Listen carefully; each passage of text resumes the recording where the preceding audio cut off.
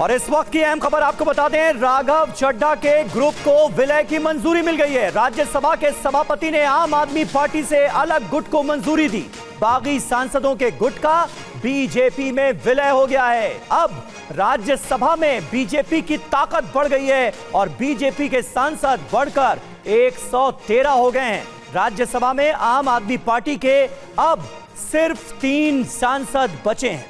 तो ये एक बड़ा डेवलपमेंट। अब आम आदमी पार्टी के सांसदों की संख्या 10 में से सिर्फ 3 रह गई है, क्योंकि 7 राज्यसभा सांसदों ने आम आदमी पार्टी के बगावत करते हुए बीजेपी ज्वाइन कर ली थी। और अब सभापति से मंजूरी के बाद राज्यसभा के ये 7 सांसद जो हैं, इनका बीजेपी में विलय हो गया है। आनंद प्रकाश पांडे हमारे संवाददाता इस वक्त हमारे साथ मौजूद हैं। और आनंद, ये तो होना ही था, इसके आसार तो थे ही, लेकिन निश्चित तौर पर आम आदमी पार्टी के लिए बहुत बड़ा झटका और बीजेपी के लिए खुशी की बात कि 7 सांसद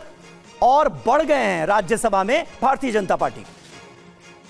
जी बिल्कुल, और ये जो भी कुछ हुआ है सब नियमों के तहत हुआ है, क्योंकि 2/3 अगर किसी पार्टी के सांसद अगर चाहते हैं कि दूसरे गुट में दूसरी पार्टी में शामिल होना चाहते हैं तो वो नियम के मुताबिक वो शामिल हो सकते हैं। और यही सब देखते हुए नियमों के मुताबिक राज्यसभा के सभापति ने जो 7 सांसद आम आदमी पार्टी के हैं, जिसमें अशोक कुमार मित्तल हैं, राघव चड्ढा, हरभजन सिंह, संदीप कुमार पाठक, विक्रमजीत सिंह साहनी, स्वाति मालीवाल और राजेंद्र गुप्ता, इन 7 ने एक अलग गुट बनाकर बीजेपी में मर्जर के लिए राज्यसभा के सभापति को लिख कर दिया था। जिसके बाद राज्यसभा के सभापति ने नियमों के मुताबिक उन सभी का जो भी एप्लीकेशन था उसको जांच किया, उनके सिग्नेचर का मिलान किया जो रिकॉर्ड में राज्यसभा सचिवालय में। और उसके बाद जब उनको लगा कि ये नियमों के तहत इनका एप्लीकेशन है, तो राज्यसभा के सभापति ने आम आदमी पार्टी के 7 सांसदों का जो गुट है उसका बीजेपी के संसदीय दल में विलय को मंजूरी दे दी। और उसके साथ ही साथ जो राज्यसभा की जो सूची है अलग अलग दलों के जो सांसदों की, उसमें जो 7 आम आदमी पार्टी के सांसद थे, अब जो सूची जो अपडेट किया गया है, जो वेबसाइट पर डाला गया, उसमें इन 7 सांसदों को बीजेपी के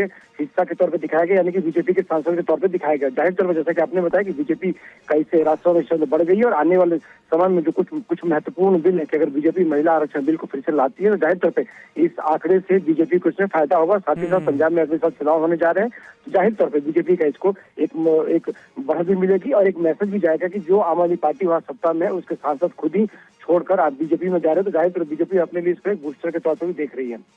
आनंद, और इसी के साथ मान लिया जाए कि आम आदमी पार्टी की तरफ से जो इस फैसले को, इस विलय को लेकर जो चैलेंज किया गया था, जो कहा गया था, अब वो सारी बातें खत्म हो गई, अब उनका कोई आधार नहीं बचा, या अभी भी आम आदमी पार्टी जो है वो अपील करेगी और कुछ हो सकता है?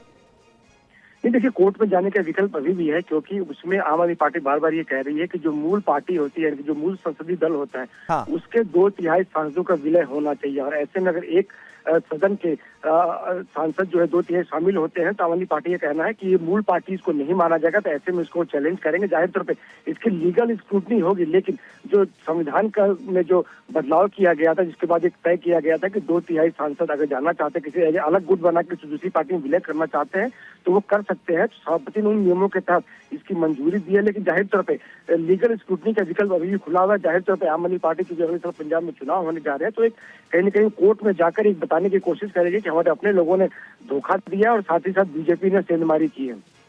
ठीक है, बहुत बहुत